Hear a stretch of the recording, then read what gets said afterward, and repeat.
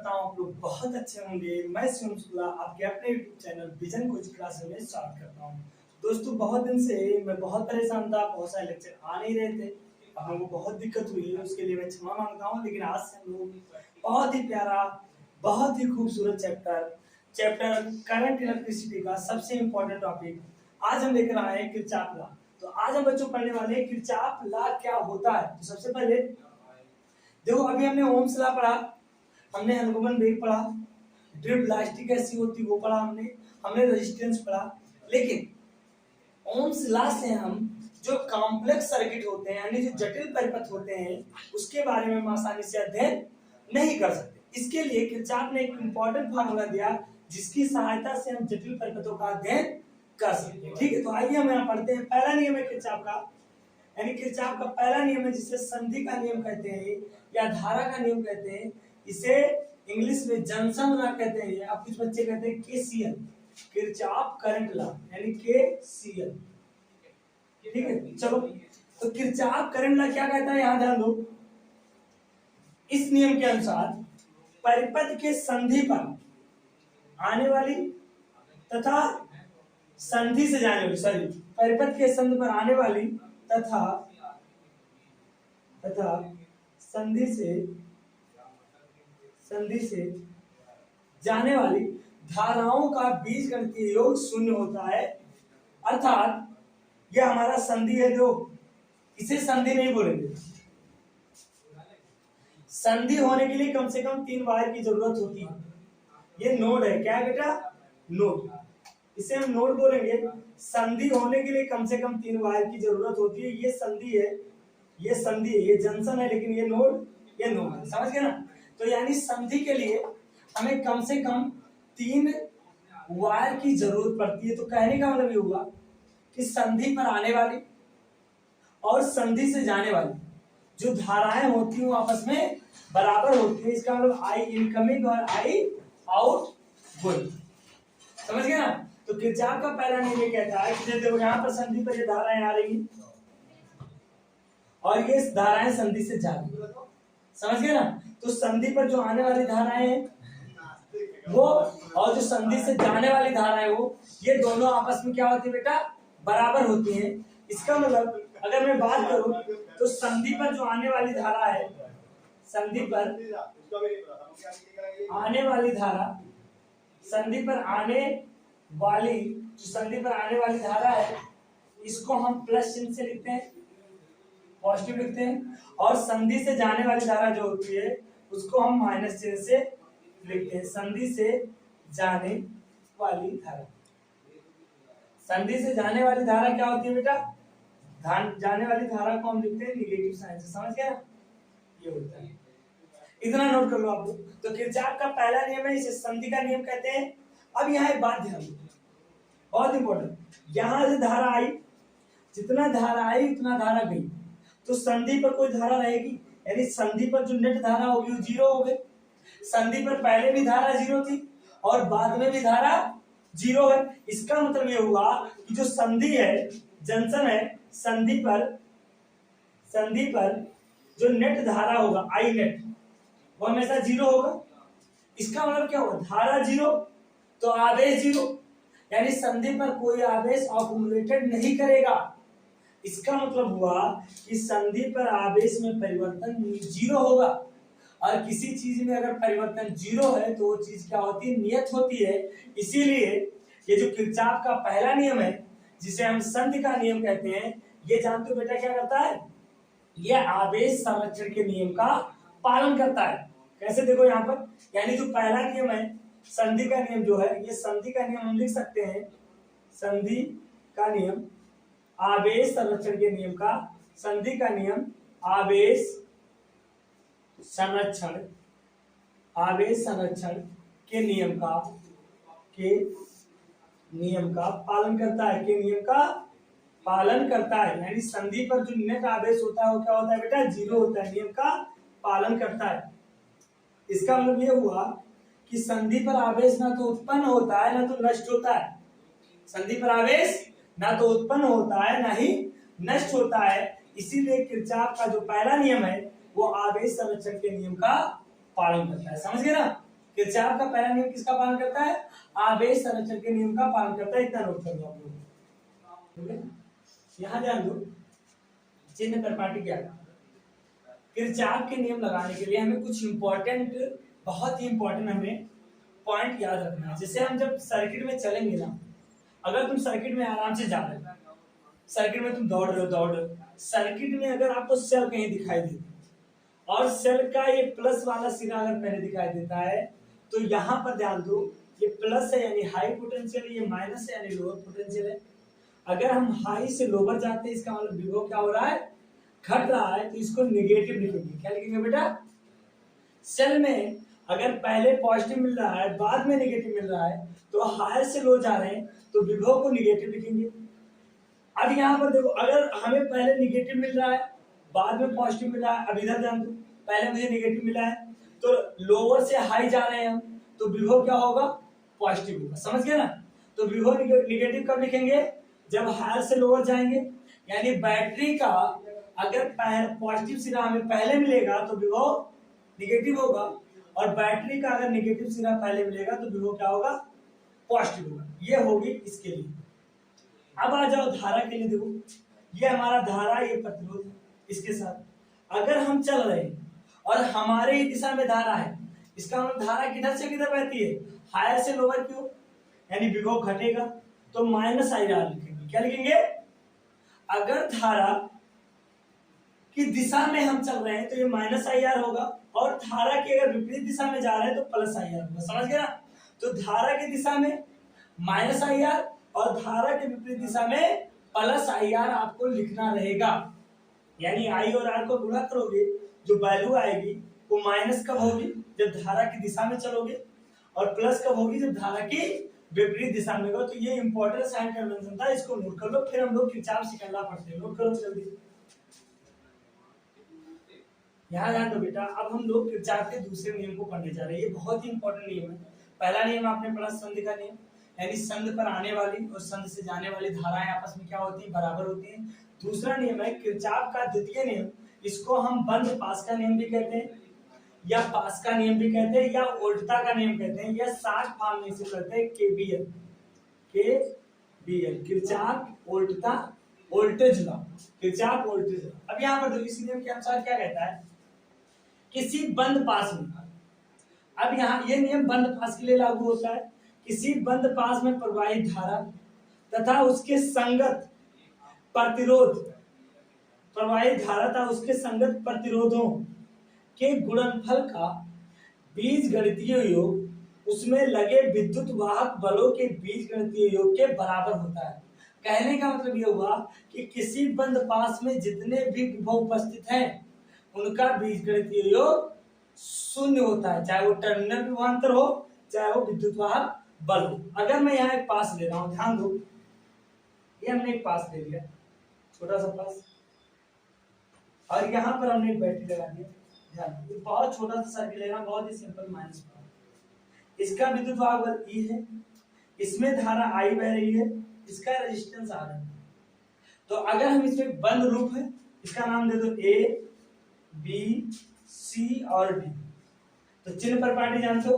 अब कुछ बच्चे चाहे तुम इसमें क्लॉकवाइज जाओ, चाहे तुम इसमें एंटी क्लॉकवाइज जाओ, वैल्यू सेम आएगी हमेशा। समझो ना, ये ऐसा नहीं कि आप क्लॉकवाइज जाएंगे तो दूसरा आएगा या एंटी क्लॉकवाइज। परिपथ में तुम किसी भी तरह से आप चल सकते हो, चाहे तुम क्लॉकवाइज चलो चाहे तुम एंटी क्लॉक। इस बार हम क्लॉकवाइज चल रहे हैं। चलो, हम कहां से चल रहे हैं? बी से चल रहे हैं, ध्यान देना। तो किरचॉफ का नियम इसमें लगाओ, इस परिपथ में। तो जब किरचॉफ का नियम लगाओगे तो क्या होगा बेटा? ध्यान दो, इधर चलो, यहां से चलो, बी से हमने चले, तो बी से हम जा रहे हैं तो धारा भी उसी दिशा में, प्रतिरोध के, तो संगत क्या कह रहा है? प्रवाहित धारा उसके संगत प्रतिरोध। तो प्रवाहित धारा क्या है? आई, और उसके संगत प्रतिरोध क्या होगा? आर। प्लस होगा कि माइनस? हमने आपको बताया है कि जब हम धारा की दिशा में चलेंगे तो इसको माइनस ले लेंगे, माइनस आई आर। फिर घूम क्या हुआ ऐसे, यहां पर क्या मिल रहा है आपको? बैटरी का पॉजिटिव सिरा पहले मिल रहा है, तो प्लस ई बराबर 0। अब अगर इसको हम फार्मूला लगाएं तो ई बराबर आ जाएगा आई आर। ई बराबर क्या आ जाएगा? I R. इस प्रकार हम किरचॉफ के नियम का प्रयोग कर सकते हैं ये पहला सिंपल सर्किट। अब यहाँ ध्यान दो, विभवांतर 0 है, कह रहा है परिपथ में बंद पास में नेट विभवांतर 0 है। अगर विभवांतर 0 होगा तो क्या होगा, नेट ऊर्जा ऊर्जा में परिवर्तन शून्य होगा, क्योंकि विभवांतर क्या होता है, ऊर्जा में परिवर्तन किया गया कार्य वही ऊर्जा में परिवर्तन होता है। तो अगर जब विभवांतर शून्य होगा तो ऊर्जा में परिवर्तन क्या होगा बेटा, 0 होगा। अगर ऊर्जा में परिवर्तन 0 है, इसका मतलब ऊर्जा क्या है, नियत है। इसका मतलब क्या, ऊर्जा नियत है। तो इसी प्रकार जो किरचॉफ का दूसरा नियम है बेटा, किरचॉफ का दूसरा नियम जो है वो ऊर्जा संरक्षण के नियम पर आधारित है। यहाँ लिख सकते हैं हम किरचॉफ का द्वितीय नियम, इसी को वोल्टता का नियम कहते हैं। किरचॉफ का द्वितीय नियम ऊर्जा संरक्षण के सिद्धांत का पालन करता है। किरचॉफ का द्वितीय नियम किसका पालन करता है बेटा, ऊर्जा संरक्षण के सिद्धांत का पालन करता है। ऊर्जा संरक्षण के सिद्धांत का पालन करता है, ये बहुत इंपॉर्टेंट है, याद रखना, पालन करता है। तो किरचॉफ का पहला नियम क्या है, आवेश संरक्षण के सिद्धांत का पालन करता है, और किरचॉफ का द्वितीय नियम ऊर्जा संरक्षण के सिद्धांत का पालन करता है। ठीक है, इतना नोट कर लो आप लोग। किरचॉफ के नियम से हम कोई परिपथ में धारा की मान की गणना करने जा रहे हैं। तो दो एक परिपथ में बना रहा हूं, आप भी कोशिश करो। ये प्रतिरोध है, यहाँ पर एक बैटरी लगा हुआ है, यहाँ पर हमारे पास एक प्रतिरोध और है, और इसी में हमने इसको ऐसे जोड़ दिया, समझ गए ना। दो तार है और एक प्रतिरोध है, इसको और अच्छे से बना दो।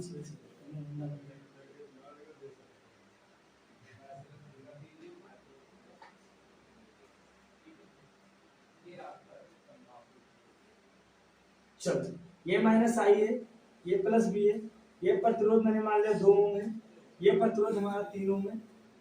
चलो, यहाँ पर वोल्टेज है 10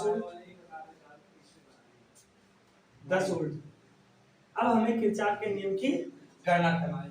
अगर यहीं पर मैं और एक ब्रेक बना दूं, चलो थोड़ा सा और इसको कठिन कर दूं, बहुत सरल हो जाएगा। यहाँ पर मैं और एक अगर बना दूं, ऐसे भी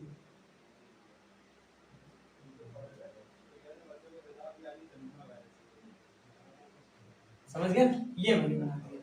अब ध्यान दो, इसमें ये हमारा हो गया 1 ओम।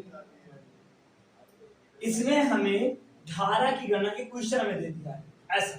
चलो अब इसको हम लगाते हैं किरचॉफ के नियम से। कैसे लगाएंगे, पहले इसका नामकरण कर दो, ए बी सी, हमने नामकरण कर दिया। चलो, प्लस से धारा दो, याद रखना इसमें एक चीज, जिस बैटरी से जितना धारा निकालोगे उस बैटरी को वापस उतनी ही धारा देनी है। ये धारा आई ऐसे बढ़ेगा बढ़ेगा बढ़ेगा, यहाँ पर आई आ गया तो आई 2 भागों में बढ़ जाएगा, एक तो हो जाएगा I1 और दूसरा हो जाएगा I2। कोई दिक्कत नहीं होना चाहिए। आई 2 भागों में बढ़ गई, जाके देखो। अब इधर से I1 जाएगी, इधर I1 आएगा, और यहाँ पर फिर क्या आ जाएगा, I2 आ जाएगा, फिर यहाँ पर धारा क्या आ गई, मैंने जितना लिया था उतना इसको दे दिया। चलो किरचॉफ का नियम लगाओ। तो पहले 2 पास बन रहे हैं बंद, तो बंद पास हम कौन सा ले रहे हैं, बंद पास हम ले रहे हैं A B D A B. हम ऐसे चल रहे हैं, ध्यान दो, ऐसे। तो चलो यहाँ से ए से चलो, तो धारा किधर है, ध्यान दो, जिधर हम जा रहे हैं उधर ही धारा है। तो धारा उधर है, तो इसका मतलब हो जाएगा 2i माइनस 2i, प्रतिरोध इंटू धारा। जिधर जा रहे हैं उधर ही तो धारा है। देखो हम ऐसे चल, यहाँ से ऐसे और ऐसे जाएंगे, ध्यान देना। यहाँ से कुछ कुछ कुछ कुछ कुछ कुछ पहुंच गए ना, यहाँ से पहुंचे, यहाँ चले। तो यहाँ से जब हम चल रहे हैं, ठीक है, यहाँ से ट्यू, फिर यहाँ नेगेटिव ट्यू मुड़ जाएंगे, तो यहाँ पर जो गया ट्यू, तो 2 मिला और आई, तो माइनस 2i। उसी दिशा में इधर आ जाओ, फिर उसी दिशा में तो 1i2 आ जाएगा, माइनस आ जाएगा, फिर लौटो, यहाँ आ जाओ ट्यू, यहाँ पर क्या माइनस सीधा पहले मिला है, तो विभवांतर क्या होगा, प्लस होगा, 10 बराबर 0। एक ही चाप करेंगे, इसको सॉल्व करो तो क्या आ जाएगा, 2i माइनस प्लस I2 बराबर आ जाएगा हमारा 10। जब इसको हम इधर लेकर जाएंगे तो ये आ जाएगा। ये क्वेश्चन हमारा आ गया पहला। चलो अब हम इस पास में चल रहे हैं, किस पास में, बंद पास कौन सा पास ले रहे बेटा हम? A B C D B1। इस बार हम ऐसे चल रहे हैं ऐसे। तो यहाँ चलो तो रास्ते में धारा मिली उसी दिशा में, तो -3I1 हो जाएगा, क्योंकि जिधर हम चल रहे हैं उधर ही धारा है। देखो इधर ध्यान दो, जिधर हम चल रहे हैं उधर ही धारा है, तो माइनस हो जाएगा। फिर ऐसे आया हम यहाँ पर आ रहे हैं, अब ये धारा इधर जा रही है, हम इधर जा रहे हैं, तो प्लस हो जाएगा 1I2 बराबर क्या आ जाएगा? 0। तो कोई विद्युत आवेश नहीं लगा हुआ, यहां से क्या आ जाएगा? I2 बराबर आ जाएगा 3I1। बोलो सहमत हो आप लोग? अब चलो, अब हमें I2 का मान ज्ञात करना। एक अभी फार्मूला हमारे पास है संधि के नियम से। अगर संधि पर देखो, संधि B पर बात करें हम, तो संधि B पर क्या होगा? संधि B पर I बराबर हो जाएगा I1 प्लस I2। तो यहां उठा के रख दो वैल्यू। जब I का वैल्यू यहां रखोगे तो समीकरण क्या आ जाएगा? 2I1 plus I2 plus I2 बराबर 10 आ जाएगा। तो 2 यहां से आएगा 2I1 प्लस 3I2 बराबर क्या आ जाएगा बेटा? 10। ये समीकरण हमारा आ गया। इसको समीकरण 2 मान लो और इसको समीकरण 3 मान लो। I2 का मान उठा के रख दो इसमें, क्या कर दो? I2 का मान उठा के रख दो समीकरण 1 में, तो क्या आ जाएगा? जैसे हम मान रखेंगे तो यहां से आएगा 2I1 प्लस 3 इंटू I2 का मान क्या है? 3I1 बराबर 10 आ जाएगा। तो 3 3 9 2 11। I1 बराबर क्या आ गया? 10। तो I1 बराबर क्या आ जाएगा बेटा? 10/11 एम्पियर। ये I1 आ गया। अब हमें निकालना है I2। तो I2 कैसे आ जाएगा? I2 बराबर क्या होता है? 3 इंटू I1। तो 3I1 का मान क्या है? 10/11, यानी ये आ जाएगा 30/11। अब हमें I1 प्लस I निकालना है, तो I बराबर क्या होता है? I1 plus I2। ध्यान दो, तो ये हो जाएगा 10/11 और प्लस 30/11, यानी I का मान आ गया 40/11 एम्पीयर। किरचॉफ के नियम से बहुत ही आसानी से आप लगा सकते हो। ठीक है, इतना नोट कर लो। यहाँ ध्यान दो, एक बहुत प्यारा क्वेश्चन है। किरचॉफ के नियम से परिपथ में प्रवाहित धारा की गणना करनी है। तो सबसे बड़ी बात ये होती है इस क्वेश्चन को लगाते हुए कि हम धारा कहां से लें और धारा कहां तक दें। पहली बात तो मैंने आपको चिन्ह परिपाटी बता दिया। चिन्ह परिपाटी मैंने ये बात बताई, इसको बहुत ही अच्छे से ध्यान से सुन लो आप लोग। ये हमारा प्रतिरोध आर है, इसमें धारा आई। अगर हम धारा की दिशा में चलेंगे तो -IR लेंगे। क्या लेंगे बेटा? धारा की दिशा में अगर जा रहे हैं, हम धारा की पाथ में जा रहे हैं तो -IR। धारा के विपरीत जाएंगे तो +IR। अगर हम जा रहे हैं वोल्टेज का जो पॉजिटिव सिरा है पहले मिलता है तो माइनस हो जाएगा, और वोल्टेज का अगर नेगेटिव सिरा बाद में मिलता है तो प्लस हो जाता है। इस नियम को आपको ध्यान देना है, यहाँ ध्यान दो। चलो हम लगाते हैं सवाल, बहुत ही अच्छा सवाल है। अब हमें धारा लेना, बैटरी दो। बैटरी का केवल एक ही काम है, चार्ज को बैठने न देना। पूरे परिपथ में चार्ज को चलाते रहना, चलाते रहना, चलाते रहना। ये बैटरी का बहुत ही इंपॉर्टेंट काम होता है, समझ गए? ये ऊर्जा देती, चार्ज यहाँ से जाता है, ऐसे निकला, चार्ज में आया, इसको ऊर्जा दिया, इसकी ऊर्जा करो, फिर लौट गया, यहाँ से ऊर्जा उठाया, बैग में भरा, फिर चल दिया, फिर बैग में, यानी चार्ज को ये भर भर के ऊर्जा देता है। चार्ज जाता है, यहाँ पर बल्ब है उसको जला देता है, यहाँ पंखा उसको चला देता है, समझ रहे हो ना? तो बैटरी का काम है चार्ज को ऊर्जा देना, समझ गए ना? अब चलो यहाँ से देखो, हमने यहाँ से धारा निकाली आई, मान लो आई धारा यहाँ से, अब ये धारा आई जाएगी तो यहाँ पर क्या हो जाएगी? दो भागों में बटेगी, I1 प्लस आई धारा यहाँ दो रूपों में बटती है, I1 प्लस I2, समझ रहे हो ना? अब यहाँ देखो, ये I1 I2, फिर ये जो I1 धारा है यहाँ पर बटेगी I3। देखो ध्यान दो, I1 धारा किसमें बटी? I3 में। अब बचेगा क्या? I1 में से I3 निकल गया तो क्या बचेगा? I1 minus I3। ये समझ गए? देखो पहले यहां से धारा I निकाला, I गया यहाँ दो तार, तो थोड़ा इधर चला गया, थोड़ा इधर चला गया, इसका नाम मैंने I1 कर दिया, इसका नाम मैंने I2 कर दिया। समझ में आई बात? फिर यहाँ पर आओ, ये I1 तार दो धारा में बटी, ये I3 हो गया और I1 में से I3 गया तो क्या बचेगा I1 माइनस I3, यहाँ I3 आएगा, यहाँ I2 आएगा। अब यहां पर धारा क्या हो जाएगी I1 I2 प्लस I3, और फिर यहाँ पर जो धारा आ जाएगी वो आ जाएगी I। हमने बैटरी से कितनी धारा लिया था I, और कितना दे दिया I। अब चलो इनका नामकरण करते हैं हम लोग, नामकरण करो A B C B E F। कितने पास बन रहे हैं, एक, दो और एक, तीन, तीन पास बन रहे हैं और इसमें हमें धारा के मान में गणना करनी, समझ गए ना? एकदम नया सवाल है आपको यहाँ पर कैसे, तो सबसे पहले हम ले लेंगे बंद पास। देखो यहाँ बंद पास हम कौन सा ले रहे हैं, बंद पास ले रहे हैं B C F B, B C F B. बंद पास क्या है बेटा, B C F B, B C F B में चल रहे हैं। तो ये क्या हो जाएगा, यहां से चलो तो हमें मिलेगा -2I1, इधर आ जाओ तो -2I3, फिर ऐसे आ जाओ तो प्लस क्या हो जाए +2I2 बराबर 0। देखो यहां चले I1 मिला और 2, तो 2I1 माइनस हो जाएगा क्योंकि धारा की दिशा में जा रहे हैं। यहां आ जाओ फिर धारा की दिशा में है तो 2I3 हो जाएगा माइनस हो जाएगा, फिर आओ अब इधर जा रहे तो धारा की विपरीत दिशा में तो क्या हो जाएगा +2I2। अब यहां से अगर हम इसको अलग करें तो आ जाएगा 2I2 बराबर आ जाएगा बेटा 2I1 प्लस 2I3। यहां से हमारा वैल्यू आ जाएगा I2 बराबर आ जाएगा I1 प्लस I3, ये हमारी वैल्यू है। इससे सहमत हो, ये पहला इक्वेशन हो गया। अब चलो दूसरा पास कौन सा ले रहे हैं, इसमें चल रहे हैं हम लोग।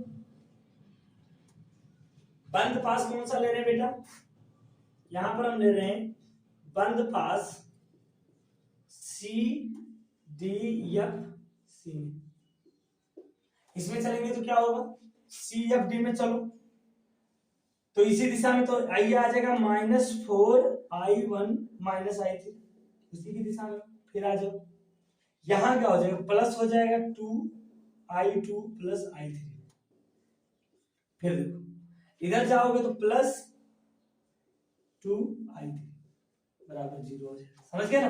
तो क्या निकलेगा इसको हम सॉल्व करेंगे तो 4I1 -4I3 और 2I3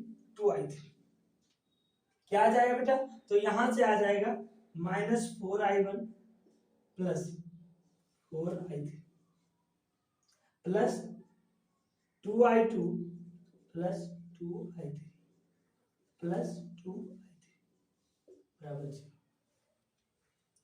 तो यहां से 4I3 और 4I3 कितना हो जाएगा 8I3, तो यहां जो हमारा फार्मूला आएगा वो आएगा 8I3 प्लस 2I2 बराबर आ जाएगा 4I1।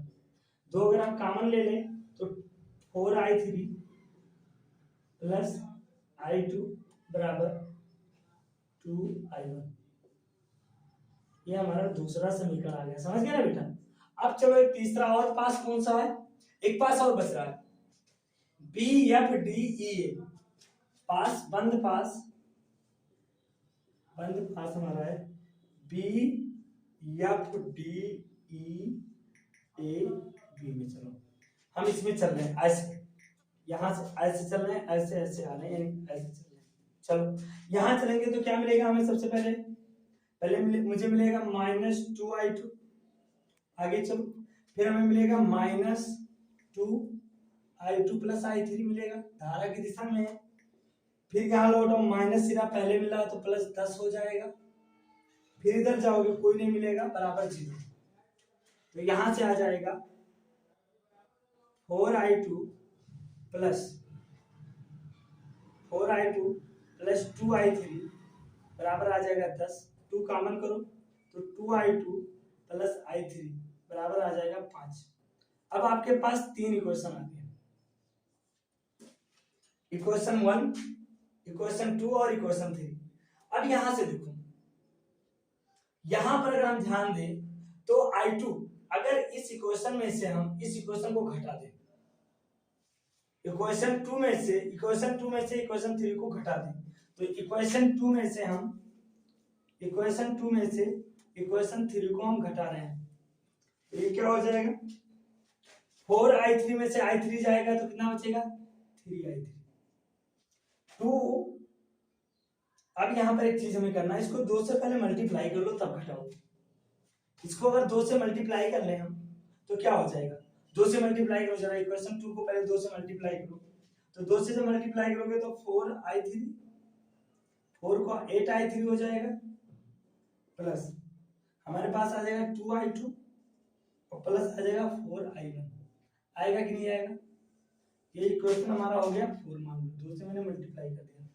अब इसमें में से इसको घटाओ, तो 8i3 में से i3 जाएगा तो बचेगा 7i3, i2 कट जाएगा, बराबर आएगा 4i1, यानी यहां से i3 बराबर 4i1 बराबर आ जाएगा। और यहां पर i1 कितना दिया है, तो अगर हम यहां से i1 बराबर निकालें तो i1 बराबर जो हमारा आएगा वो आएगा 7/4i3, ये हमारा आ गया i1। चलो i1 मान आ गया। यहां पर देखो अब हम क्या करेंगे, ये हमारे पास i2 है और ये हमारे पास i3 है, समझ गए ना। यहां पर i2 का मान उठा के समीकरण 1 के i2 का मान उठा के 3 में रखो, तो यहां पर हम लिखेंगे इक्वेशन 1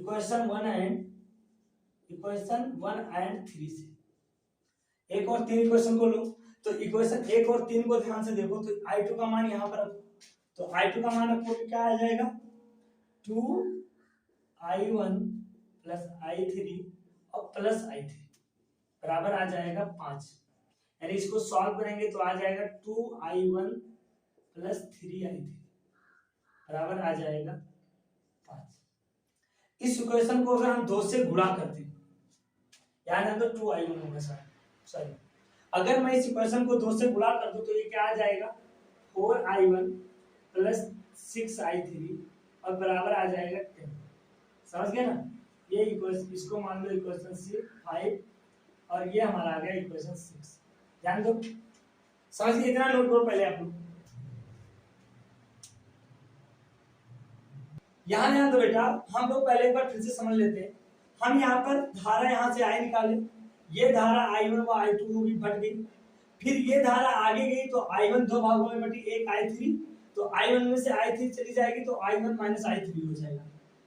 ये i3 धारा इधर आई तो i2 और i3 जुड़ गए, समझ गए ना, फिर वही धारा वापस आ गई। अब ध्यान दो, हम ले रहे हैं बंद पास BCFB में जा रहे हैं, इधर से इधर जा रहे हैं, तो सबसे पहले मुझे i1 मिला और 2 मिला, तो ये हमारी दिशा में धारा है, और जब धारा हमारी दिशा में होगी तो -2i1 लिखेंगे। यहां आ जाओ, ए भी हमारी दिशा में है तो -2i3 लिखेंगे, और ये हमारी विपरीत दिशा में है तो +2i2। इनको जब सॉल्व करेंगे तो हमारे पास आ जाएगा i2 बराबर i1 प्लस i3, समझ गए ना, ये पहला इक्वेशन हो गया। फिर यहां ध्यान दो, इस पास में चलो, कौन सा पास है, बंद पास CDFC में, CDFC में चलो, यहां से चले तो ये हमारी दिशा में है तो -4i1 माइनस i3 होगा। इधर आ जाओ, +2i2 माइनस i3, क्योंकि हम इधर जा रहे, धारा इधर जा रही, सही है। फिर इधर हम चल रहे, धारा इधर आ रही, तो +2i3। इनको जब सॉल्व करते हैं तो हमारे पास जो फार्मूला आता है, यहाँ ध्यान दो, 4i3 प्लस i2 बराबर आ जाएगा 2i1, समझ गए। अब हमारे पास एक और पास है ABFBC में, इस पास में ध्यान दो, हम इधर से चले, हमें ये मिला i2 मिला, तो -2i2 क्यों लिखेंगे, क्योंकि ये हमारी दिशा में है। फिर इधर चलेंगे, ये भी हमारी दिशा में, तो -2i2 प्लस i2, प्रतिरोध और धारा का गुणा कर देते हैं। इधर आओ, बैटरी का नेगेटिव सिरा पहले मिल रहा है तो ये पॉजिटिव हो जाएगा, +10 बराबर 0, इसको हम इधर कर दिए तो ये i2 2i2 4i2 हो जाएगा, माइनस गायब हो जाएगा, और ये 2i2 बराबर 0, यानी 2i2 बराबर आ गया 2i2 प्लस i3 बराबर 5, इक्वेशन 3 आ गया। अब इक्वेशन, इसको 2 को देखो, इसको मैंने 2 से मल्टीप्लाई कर दिया, तो 2 से मल्टीप्लाई तो 8i2 2i2 बराबर 4i2, इनमें में से इसको घटा दिया तो घटाने पर 2i2 कट गया, तो हमारे पास आ गया 7i3 बराबर 4i2। यानी I1 बराबर आ गया 7/4 I3। अब ध्यान दो, अब हम क्या करने जा रहे हैं, इक्वेशन 1 का जो मान है वो इक्वेशन 3 में रख दे। तो इक्वेशन 1 का मान यानी I2 का मान क्या है बेटा, I1 प्लस I3।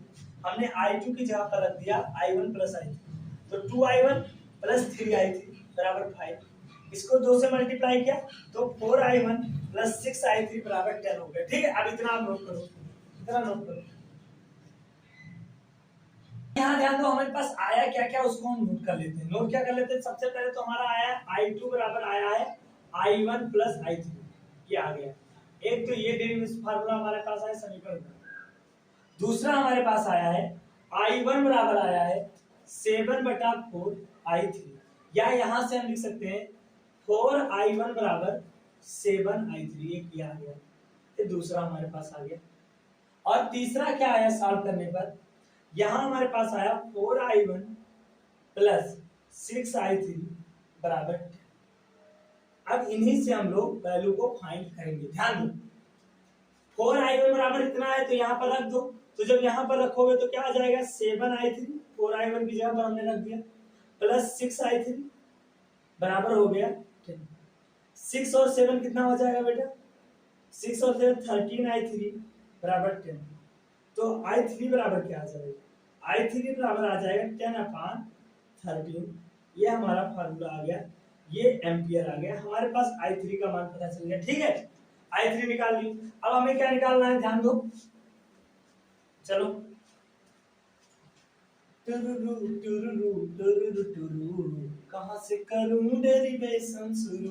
यहां देखो I3 आ गया, I3 बराबर 10/13 एम्पियर आ गया। ठीक है बच्चों, अब ध्यान दो, I3 का मान उठा के इसमें रख दो, तो इसमें जब रखोगे तो 4I1 बराबर क्या आ जाएगा बेटा, 7I3, और I3 का मान क्या है 10/13।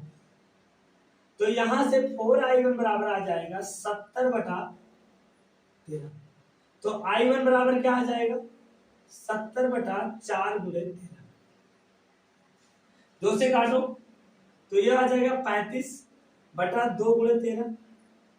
2 दूनी 4, 35 दूना 70, तो ये आ जाएगा 35/26 एम्पियर। यानी हमारे पास आ गया I1 का मान भी आ गया। अब हमारे पास क्या आया, I1 आ गया कि नहीं आ गया बच्चों, आ गया ना, I1 आ गया, और दूसरा I3 आ गया। अब हमें निकालना है I2, तो आराम से निकाल सकते हैं I2 बराबर। तो बेटा I2 बराबर क्या हो जाएगा, I1 प्लस I3 है, उठा के रख दो। I1 का मान कितना आया है 25/26, I3 का मान कितना आया 10/13। 13 और 26 का एलसीएम क्या होगा बेटा 26 ही होगा, और 35 और 13 दूना 26 प्लस 20। तो ये हमारे पास आ गया I2 का जो मान आया वो आ गया हमारे पास 30 20 50 यानी 55/26 एम्पियर, ये हमारे पास आ गया। अब हम कुल धारा निकाल सकते हैं, तो कुल धारा क्या है बेटा I है, हमने I दिया था, तो I बराबर क्या हो जाएगा I1 प्लस I2।